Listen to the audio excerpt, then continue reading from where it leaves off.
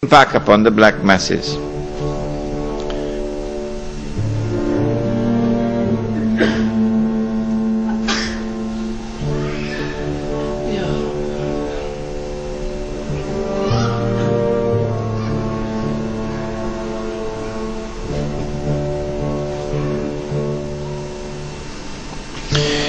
America and Britain are all capitalist states.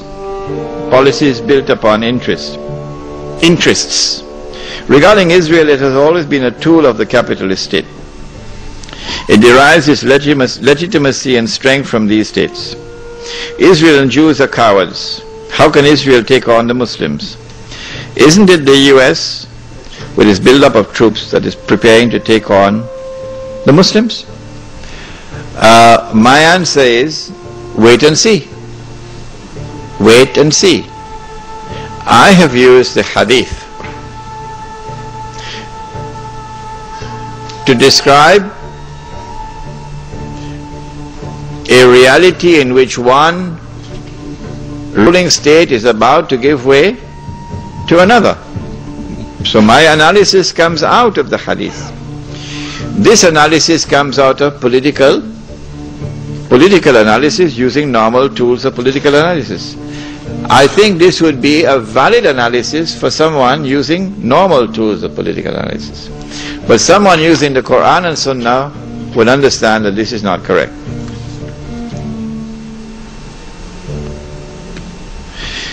In your booklet, you've only talked about the Middle East. When will the situation in the Indian subcontinent? What about the situation in the Indian subcontinent, South Asia and Central Asia? This is not correct. In my booklet, I said that the United States could not have been attacked on September 11th unless you had first put in place a government in Islamabad. It's there in my book.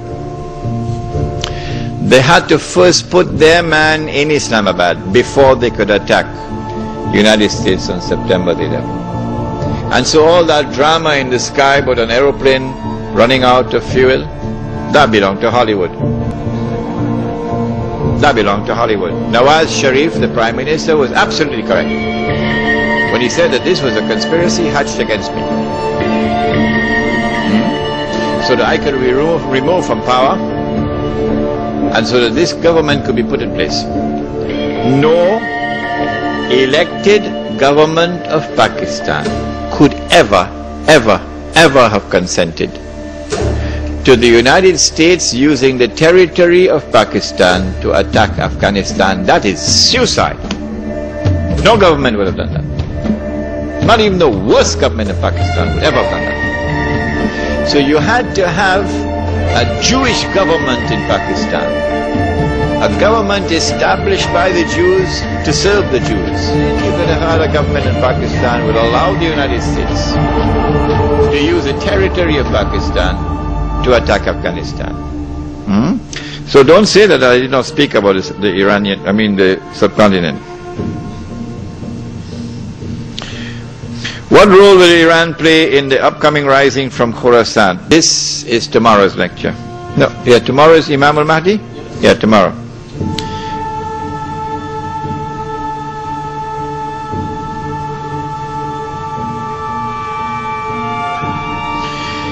If the state of Israel will be dominant over the whole world, will it be without anyone's help?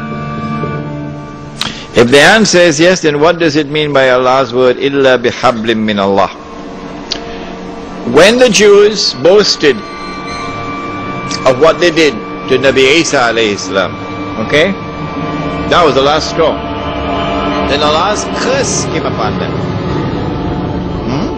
وَبَاءُوا بِغَضَبٍ مِّنَ اللَّهِ. And even in Surah Al-Fatiha, غَيْرِ الْمَغْضُوبِ عَلَيْهِمْ, the Jews.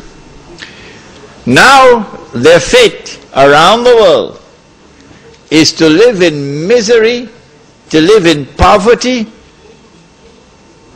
إِلَّا بِحَبْلٍ مِّنَ اللَّهِ وَحَبْلٍ مِّنَ النَّاسِ. The only exception to this, the only time the Jewish civilization can prosper after the attempt to crucify Isa alayhi salam is if they live under a non-Muslim rule, and that non-Muslim rule extend to them guarantee of security. Or if Allah subhanahu wa ta'ala were to give it to them, temporarily. Other than this, their state will now be maskana and zilla and ghadab min Allah. What is the source of income in the Muslim village? Can we maintain our careers and jobs, or do we have to return to subsistence farming? I don't think this is subsistence farming. If you're producing that food which will fetch the highest price. I mean, in South Africa, 6 million whites are going to be lining up to buy this food because they know they can trust Muslims, they can't trust anybody else. It's like blood. When they want blood, the best blood you can get is Muslim blood. I mean, full-time Muslim, not part-time. So the food which will be produced by the Muslim village will fetch the highest price. This is not subsistence farming. But I've mentioned that in addition to farming, food crops and dairy farming, the village must also have its own industry. We can have cottage industries like batik in Indonesia, cottage industries. I mean, there are some Muslims, not the Malay, but the Indian Muslim, Pakistani Muslim. I mean, he's been given a special talent for computer software engineering. You go down to Silicon Valley in San Francisco. You know how many Hindus, Indians are out there? The place looks like Little India.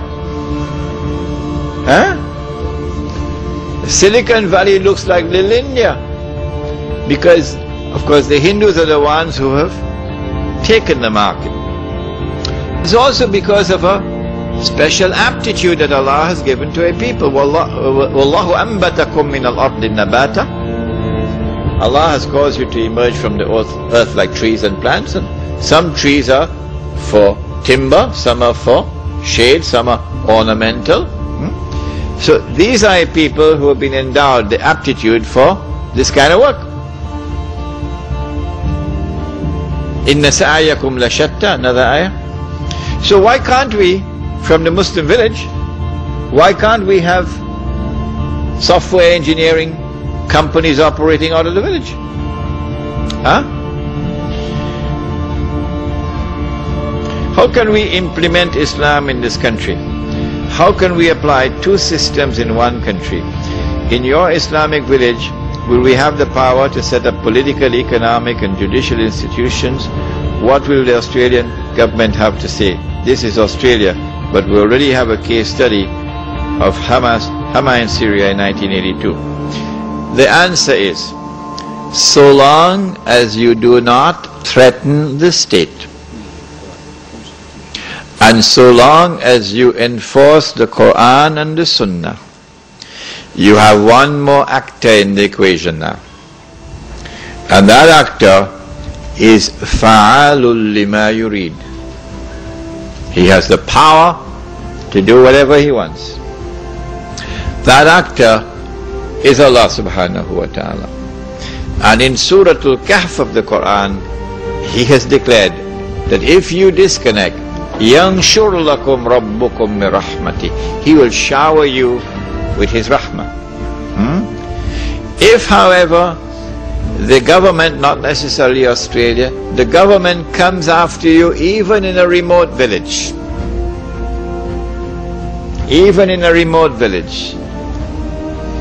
where you do not threaten the state at all,